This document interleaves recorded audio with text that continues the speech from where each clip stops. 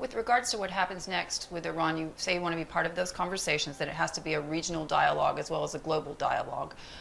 What would you like the outcome of those conversations to potentially be? Because, we're talking about a very different scenario than 4 years ago under JCPOA in terms of the uranium enrichment that the Iranians have made progress on. What's your deepest concern there?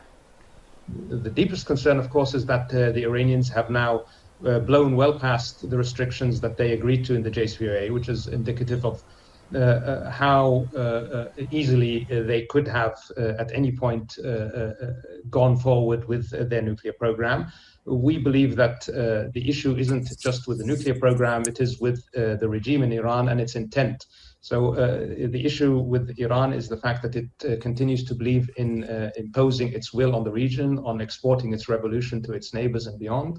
And we need to address that. So I like to call what we see in the future as JCPOA++, something that addresses the nuclear program, which is critically important, of course, but also that addresses the regional malign activity, including the arming of militias, whether it's the Houthis in Yemen or certain groups in Iraq or in Syria, Lebanon, and even beyond.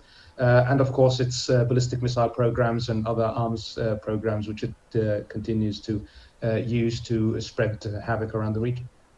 You understand that part of the world better than most people. When you think about this with regards to the maximum pressure campaign, obviously with Donald Trump headed out of office, that campaign will pretty much be rounding down to an end.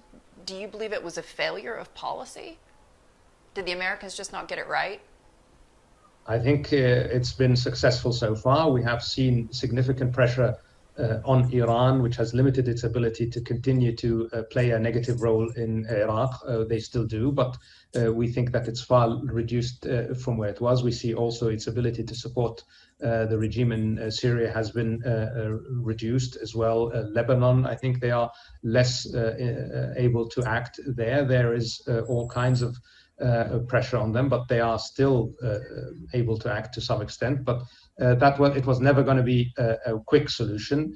The pressure was going to have to build, and it has built so far. And I think this lays the groundwork for the future to make sure that we are able to engage with the Iranians eventually in a way that forces them to address the full gamut of concerns.